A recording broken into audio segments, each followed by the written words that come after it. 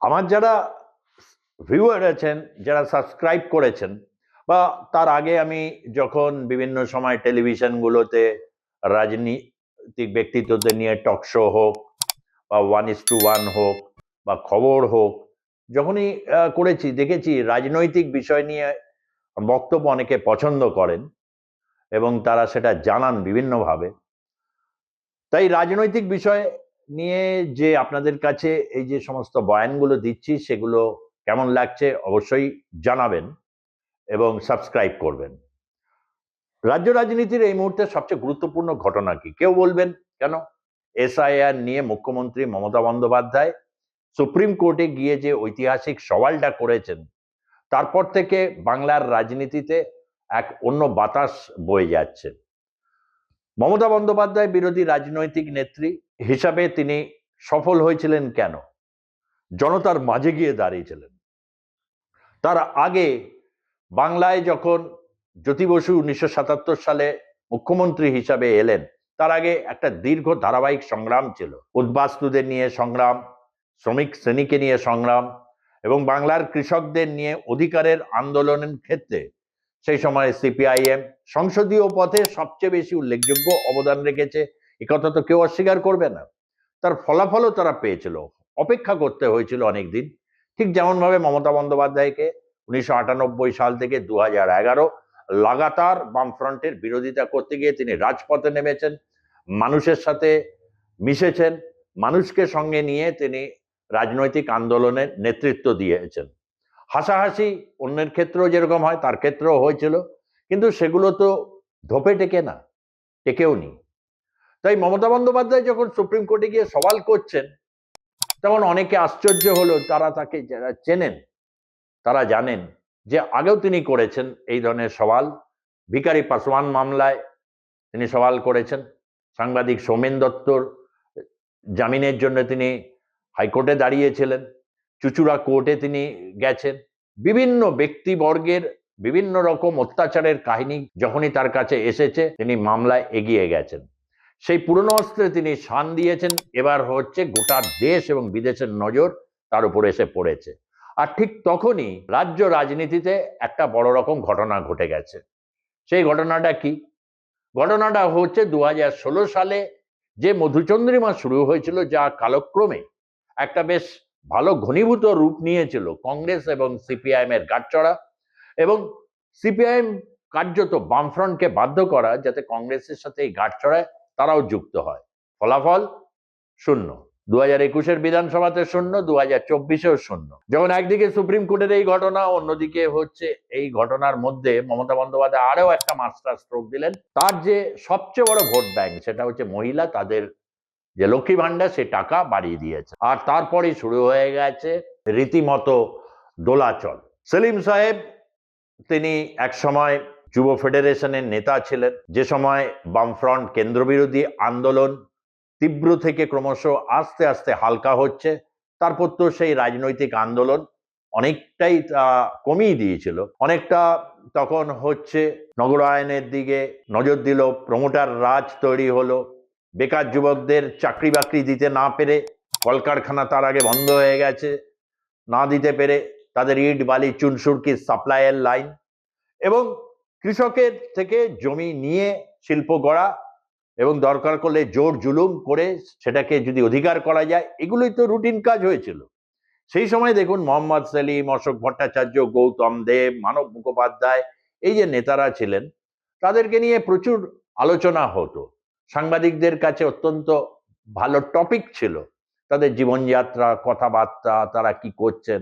এই করতে করতে যেটা হয়েছে বামফ্রন্টের, এই নিয়ে প্রচুর আলোচনা হয়েছে যে একটা আন্দোলন কিভাবে গড়ে তুলতে হয়, বা সরকার থেকে বিরোধীতে আসার পর কিভাবে পুনরায় সরকারে আসার জন্য কিভাবে আন্দোলন তৈরি করতে হয়, তার জন্য যে মেধা শক্তি বা তার জন্য যে সৃজনশীলতা প্রয়োজন সেটা নেই। এদিকে জনগণের সাথেও যোগাযোগ ক্ষীণ, মাঝে মধ্যে হচ্ছে রুটিন অভিযান নবান্ন বা হচ্ছে পদযাত্রা, ইনসাফ যাত্রা, এই করে ভালো ছবি হয়, ডেফিনেটলি ভালো নিউজ আইটেম বা কন্টেন্ট ক্রিয়েট করা যায়, কিন্তু তা দিয়ে রাজনীতিতে কি প্রভাব পড়বে? প্রভাব থাকারও কথা নয়। কিন্তু তখন অধীর রঞ্জন চৌধুরী হোক বা মোহাম্মদ সেলিম হোক বা অন্যান্য যারা নেতা ছিলেন, বিকাশ ভট্টাচার্য, বাংলায় কংগ্রেস এবং সিপিআইএম এর নেতৃত্বের অধিকাংশই হচ্ছে কে কত তারস্বরে গলার শিরা ফুলিয়ে মমতা বন্দ্যোপাধ্যায়ের সমালোচনা করা যায়, বা হচ্ছে ব্যক্তি আক্রমণও কখনো কখনো হয়ে যায়, কিন্তু সংগঠিতভাবে শ্রমিক, কৃষক, যুব সমাজ তাদের কর্মসংস্থানের প্রশ্ন নিয়ে কিভাবে রাজ্যের হাতে আরো বেশি ক্ষমতা আসে, রাজ্যগুলো যাতে আরো বেশি শক্তিশালী হয়, পশ্চিমবঙ্গের মতো এইরকম একটা বিধ্বস্ত রাজ্য, সেই নিয়ে কোনো সৃজনশীলতা কিছু নেই। আমরা ক্ষমতায় আসি, তারপর আমরা ভেবে দেখব। তার কারণ হচ্ছে মমতা বন্দ্যোপাধ্যায় রাজ্যকে ঝুলিয়ে দিয়েছেন, শেষ করে দিয়েছেন, এবং এর জন্য বাংলার মানুষও কিছুটা দায়ী। তারা কেন তাকে ভোট দিয়ে যাচ্ছেন বারবার? মোদ্দা কথায় ভেতরকার এই উদ্দেশ্যটা তো অনেকটাই বাংলার মানুষ ধরে ফেলেছে। সে আপনি যাই স্টেটমেন্ট দেন কেন, স্টেটমেন্টের মধ্যে মধ্যে যে একটা ঘৃণা প্রকাশ পায়, তাতে আর যা কিছু হোক রাজনীতি হয় না। এমতো অবস্থায় কংগ্রেস কেন বেরিয়ে গেল, এই প্রশ্নটা অনেকের মধ্যেই ঘুরপাক করছে, যে কংগ্রেস বেরিয়ে গিয়ে আদপে লাভ হবে। শুভঙ্কর সরকার ছাত্র রাজনীতিতে অভিজ্ঞ, ধুরুম ধারুম হচ্ছে সংবাদ মাধ্যমের হেডলাইন্স পাওয়ার জন্য এই ধরনের কোনো অ্যাকশনিস্ট নয়, তবে তার ধৈর্য শক্তি বেশি। মানে একদম রাজকীয় স্টাইলে অধীরবাবুর মতো তিনি প্রবেশ করলেন, তারপর মিডিয়া করলেন তা নয়, গেলেন, ধৈর্য সহকারে থাকেন এবং পুরো পর্যবেক্ষণ করার একটা ক্ষমতা রয়েছে। এই সমস্ত কিছু করে তিনি বিলক্ষণ এটা বুঝতে পেরেছেন যে একটা অ্যান্টি ইনকামবেন্সি তৃণমূলের মধ্যেও তৈরি হয়েছে। সেটা কি? তৃণমূলে অনেকে প্রার্থীপদ পাচ্ছেন না, তারপর গোষ্ঠীদ্বন্দ্ব অনেক জায়গায় চরমে, ছোটখাটো ঘটনা নিয়ে এমন গোষ্ঠীদ্বন্দ্ব হিংসাত্মক রূপ নিচ্ছে যাতে রীতিমতো বাংলার মানুষ শঙ্কিত হচ্ছেন, এবং এরা কেউ সিপিএম বা বামফ্রন্টের দিকেও আসবার কোনো তাদের সম্ভাবনা নেই। অনেকে বিজেপিতে ভিড়ে গেছেন, কিন্তু অনেকে বিজেপিতে কমফোর্টেবল নয়, কারণ বিজেপিতে অনেক নেতা এই 2014 পর থেকে গেছেন, তাদের কি পরিণতি হয়েছে সেটাও তো তাদের মাথায় রাখতে হচ্ছে। তাহলে এই যে তৃণমূলের মধ্যে এই যে বর্ধিত একটা অংশ এবং অনেক সিনিয়র লিডার যারা কলকে পাচ্ছেন না বলে মনে করছেন, তাদের একটা জায়গা কোথায় হতে পারে, আর ঠিক এই জায়গাটাই কংগ্রেস অনেকটা করেছেন। কেননা শুভঙ্কর সরকার যতই ইচ্ছা করুন, বা অধীর রঞ্জন চৌধুরীও তারা চেষ্টা করেছেন, বা কংগ্রেসের অনেক মুখপাত্র আছেন যারা খুব সুন্দর কথা বলেন, বা হচ্ছে জেনারেল সেক্রেটারি আশুতোষ চ্যাটার্জি, বা সম্পাদক সুমন রায়চৌধুরী, অর্ঘগণ, তারপর কামরু দা আছেন, এরকম অনেক নেতা তো রয়েছেন, ভালো মুখপাত্র আছেন, চন্দন ঘোষ চৌধুরীর মতো রয়েছেন, মিতা চক্রবর্তী এসেছেন, তাদের মোটামুটি পরিচিতি আছে, ইচ্ছেও আছে।